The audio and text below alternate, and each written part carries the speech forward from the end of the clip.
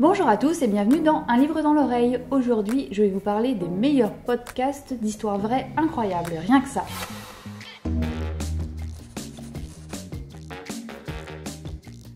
Pour ces présentations de podcasts, je les ai découpées en 3 catégories, donc c'est toutes normalement des histoires sur des histoires vraies, à moins que je suis vraiment trop naïve, c'est aussi possible. Normalement toutes les histoires sont vraies, et donc je les ai mises en 3 catégories, parce que j'aime bien mettre les choses dans des cases apparemment. J'ai fait une catégorie recherche, une catégorie mystère et une catégorie incroyable, je crois. Donc j'ai pas fait de classement de je préfère, je n'aime pas, hein. C'est un peu comme c'est venu au fur et à mesure que j'ai écrit ma petite vidéo. Pour le premier podcast dont je vais vous parler de Cerno l'anti-enquête. Je vais vous mettre la bande-annonce maintenant. Allô ? Bonjour, c'est Julien Cernobori. Oui ? Après Super Héros, retrouvez Cerno, ma nouvelle série de podcasts. Ah merde. Je vous entraîne dans une anti-enquête sensible et passionnante sur les pas d'un tueur en série et de ses victimes. Ils étaient deux. Ah ouais, ils étaient deux. Thierry Paulin.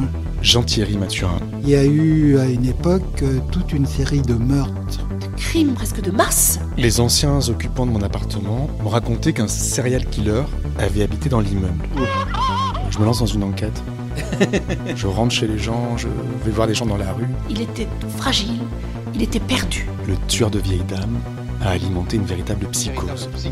Non, je connais pas du tout cette dame, j'ai jamais entendu parler d'ailleurs. On verra bien où cette histoire me mène. Elle me hante en fait depuis toujours. Cerno, une anti-enquête. Rendez-vous chaque dimanche à partir du 30 juin sur toutes les bonnes applis de podcast. Non, il n'y a aucune raison de parler de ça sans arrêt.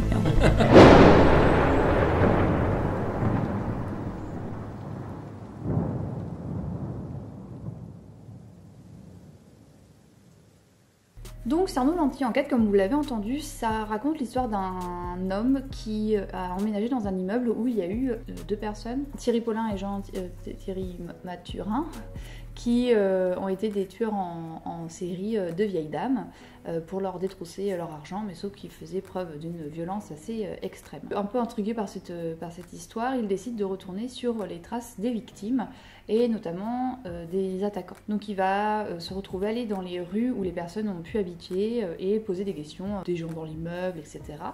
Et ce qui est très touchant finalement dans ce podcast, c'est que notamment au début, on va pas forcément parler que de cette affaire, puisqu'il va rencontrer des personnes qui habitent là depuis longtemps et qui vont commencer à raconter leur vie, mais qui n'ont absolument rien à voir avec l'affaire, mais qui vont juste parler de comment c'était avant. Et je trouve que les questions, elles sont toujours bien posées, les sujets sont bien amenés. Et quand même, petit à petit, au fur et à mesure, on va arriver à découvrir des personnes qui ont connu les victimes et ou les attaquants. Ce que j'aime bien, c'est que le journaliste n'est pas... Alors ça reste un journaliste, donc ça reste toujours un peu intrusif, les questions, la façon d'aborder les gens. Ça c'est mon point de vue.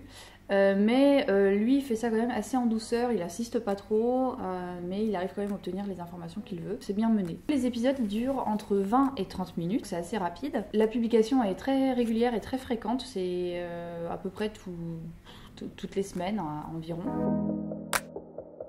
Et voilà. Pour le suivant, je vais vous parler de Community Manager. Cerno l'anti-enquête, lui va partir d'une enquête et va se dérouler sur plusieurs épisodes.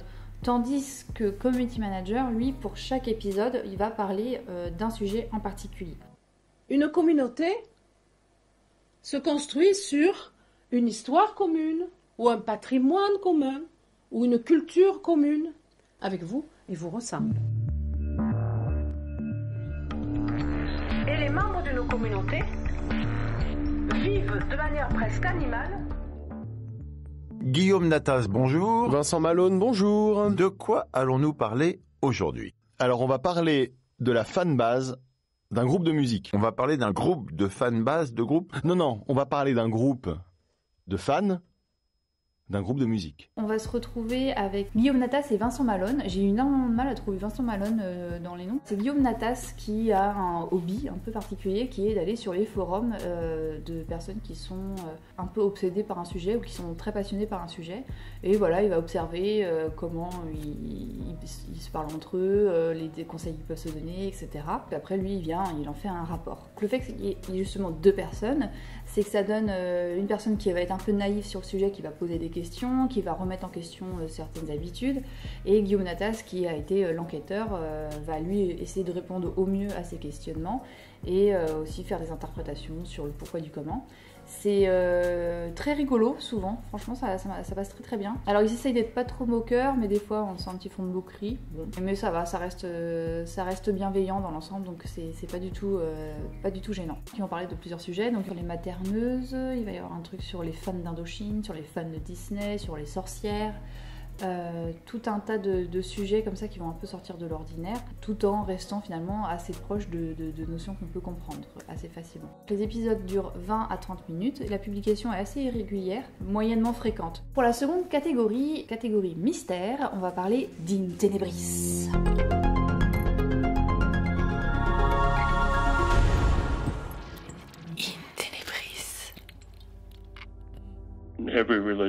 Dans toutes les religions, on a toujours lutté contre les esprits démoniaques. Et dans la grande majorité des cultures, on croit en la possession. En réalité, c'est une particularité de notre monde moderne de ne pas croire à ces choses-là. Les temps d'épisode durent entre 45 minutes et 1 heure et la publication est très irrégulière et peu fréquente. En même temps, c'est une femme qui est indépendante, je crois, qui fait ça, Marine Benoît. Alors, il n'y a pas que elle, il y a aussi un monsieur. Il n'y a pas non plus énormément d'épisodes, mais je trouve qu'ils sont tous très bien réalisés et vraiment excellents, et ça fait un peu froid dans le dos. Donc, c'est des épisodes qui sont en 2 parties. Il y a la première partie qui va expliquer un fait de manière objective, mais ça va être un fait qui sort de l'ordinaire, mais d'un point de vue un peu ésotérique. Ça parlait d'histoire de possession, d'entendre des voix, des choses comme ça. Et ensuite, il va y avoir un spécialiste. Quand je dis un spécialiste, entre guillemets, c'est que parfois, en fait, ça va être un curé, ou notamment c'est le premier, ou c'est des professionnels d'une branche d'un secteur, où ils vont parler de ce type de faits, de s'il y a d'autres faits qui ont été rencontrés, comment on peut interpréter la chose, est-ce que effectivement ça peut être du surnaturel ou quelque chose qu'on n'a pas encore compris, ou alors que c'est complètement inventé de but en blanc, tout en laissant toujours cette part de mystère et cette côté de non-conclusion qui laisse un peu rêveur. Donc c'est très sympa, franchement, c'est bien. Et ouais, voilà, ça fait un petit peu froid dans le dos, donc si vous l'écoutez le soir avant de vous endormir, et ben vous allez avoir du mal à vous endormir. Ouais, je me souviens d'une histoire où c'était une dame qui passait, et puis il y avait les ampoules qui éclataient autour d'elle, tout ça, les appels incessants. Il y avait ça, le mur qui parle aussi, très bien, le mur qui parle est très sympa. Enfin, tous les épisodes sont bien, franchement. Super. Mais écoutez-les par simonie, parce que sinon, si vous écoutez tout d'un coup, bah après, il n'y a plus rien à écouter, parce que voilà, ça met un peu de temps à sortir. Pour le deuxième podcast de la catégorie mystère... Oh, il fait que de tousser, Thierry, c'est chiant. Pour le deuxième podcast de la catégorie mystère, Affaires sensibles, présenté par Fabrice Drouel. Aujourd'hui dans Affaires sensibles, le vampire de Highgate. D'abord, sachez que, contrairement aux apparences, l'histoire que nous allons vous raconter se base sur des faits, des dates, des lieux et des personnages authentiques. Donc Fabrice Drouel, il a une voix assez caractéristique et tout, affaires sensibles, qui te met tout de suite dans l'ambiance, tout de suite on est en mode quoi tété. On se dit allez c'est bon, allez, on va écouter sa petite histoire là. Les publications sont ultra régulières, hein, ça reste du France Inter, donc on n'est pas très étonné sur la régularité et aussi le professionnalisme des podcasts. Et c'est quasiment tous les jours qu'il y en a. Et j'ai pas noté le temps, mais je crois que c'est à peu près 45 minutes de temps. Donc j'écoute... un épisode par là, un épisode par-ci, etc. Vu que il y en a tellement que je les écoute vraiment de temps en temps. L'avantage aussi d'Affaires sensibles, c'est la petite pause musicale qu'il y a durant l'épisode. Il y a toujours une petite chanson. C'est assez plaisant, je trouve. Et l'autre élément qui est sympa, c'est qu'ils font plusieurs formes. Tout n'est pas toujours sur le même format. Je pense à notamment quand ils parlent de Jim Morrison, où là, c'est carrément des acteurs qui sont allés refaire une sorte de scène de vie de Jim Morrison pour nous mettre un peu dans l'ambiance, comprendre qu'est-ce qui s'est passé, etc. Après, les 3/4 du temps, ça reste quand même une histoire contée, avec une deuxième partie, un peu comme In Tenebris finalement. On a la première partie, on va nous raconter factuellement les choses, et la deuxième partie, on va avoir des professionnels ou les personnes qui étaient impliquées dans l'histoire, qui vont donner leur point de vue ou faire éclairer sur d'autres parties. Voilà pour le côté mystère. Et ensuite, on passe à la troisième catégorie, la catégorie incroyable. On va parler de True Story.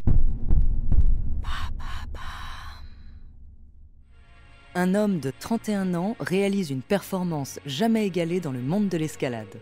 Il grimpe en solo intégral, c'est-à-dire à main nue, sans aucune attache de sécurité, El Capitan, une formation rocheuse de 900 mètres. Son nom, Alex Honnold. Découvrez sa true story. True Story, ce sont des épisodes qui sortent assez régulièrement, de manière assez fréquente. J'ai noté, quasiment peut-être plusieurs fois par semaine, mais ça dépend, je crois qu'ils ont eu une grosse pause à un moment donné. Et le temps moyen des épisodes, c'est 15-20 minutes. Je trouve que c'est une bonne introduction à une histoire, parce que en fait, True Story va revenir, donc sur chaque épisode, ça va parler d'une histoire différente, d'un événement historique marquant. Donc ça peut passer vraiment notamment du mec qui avait caché de l'argent et qui après il est en prison et tout. Et notamment un qui m'a assez marqué aussi, c'est quand il parlait de Alex Honnold, celui qui a gravi El Capitan. Ça m'a permis après de regarder carrément le documentaire sur cette ascension. Donc voilà, donc ce sont des 15-20 minutes, donc au moins c'est rapide, clair, efficace et on apprend beaucoup de choses. Après on a tendance peut-être à beaucoup les enchaîner et après à oublier celui qu'on a écouté 3 épisodes avant. Mais bon, après voilà, c'est à nous de se réguler. Et par contre, gros bémol, c'est la musique d'introduction, c'est horrible, je vous préviens tout de suite. Si vous ne pouvez pas baisser le son au moment où il y a la musique qui sort, vous allez avoir les oreilles détruites parce que je ne sais pas pourquoi. Tout le son est plutôt bon et après cette intro elle me fait faire des bonds sur mon vélo à chaque fois, c'est horrible. Et pour le dernier par contre là ça va être en mode cœur amour plus parce que je vais parler de Transfert qui est le podcast où j'ai absolument écouté tous les épisodes sauf dernièrement. Comment se contredire en une phrase, mais vraiment super, c'est toujours génial, voilà. C'est une histoire dans laquelle j'ai vraiment beaucoup dépassé les bornes. C'est une question de mensonge. Le mensonge dans une famille, c'est un truc mais tellement destructeur. C'était une des meilleures nuits de ma vie. Et du coup, cette soirée-là, elle a tout changé. Et alors, encore plus incroyable, à ce moment-là... Ma vie a complètement changé. Et en fait, ça m'a rendu fou. On était vraiment dans un truc, quand j'y repense maintenant, un truc un peu de cinéma. C'est le Truman Show. C'est comme Jim Carrey, tout à coup, on découvre que tout est faux, tout est truqué. Comme dans... c'est dans Don Juan. C'est une histoire de perversion. On pourrait commencer comme ça. C'est une histoire de perversion. Alors les publications sont régulières mais peu fréquentes, c'est à peu près une fois par mois, une fois tous les 2 mois. Il faut être patient entre les épisodes mais bon ça vaut le coup parce que tout est très bien réalisé. On n'entend jamais la voix de l'intervieweur, on n'entend que la personne interviewée, ce qui rend quand même très proche de ce que la personne est en train de dire. C'est toujours bien compté, c'est super. C'est Charlotte Pudlowski qui a mis le truc en marche. Et il y a aussi Alexandre Bonnet qui fait la musique, ça on l'entend souvent. Après il n'y a pas que elle qui fait ces épisodes-là, on les entend au début d'épisode, qui a fait l'épisode, mais je trouve qu'ils sont tous qualitatifs, j'ai pas trop noté de différence entre si c'était l'un ou l'autre qui menait la danse. Donc ça rentre dans la vie des gens, c'est toujours traité, le sujet est toujours traité je trouve de manière juste et touchante, sans en faire trop. Il y a juste eu une période, j'ai trouvé, où Transfert était un peu sur les récits un peu larmoyants. Des fois c'était un peu dérangeant parce que j'ai l'impression que on était sur du larmoyant pour du larmoyant et surtout que j'étais sur mon vélo donc quand je commençais à avoir des petites gouttes dans les yeux, c'était pas l'idéal pour faire du vélo. Sinon tout était toujours très très bien. Et bien voilà, je crois que j'ai fait le tour de tous les podcasts dont je voulais vous parler et que je vous conseille vivement si vous aimez bien les récits vrais, un peu mystérieux, tout ça, voilà. Bonne journée à vous et à bientôt pour un nouvel épisode d'Un livre dans l'oreille.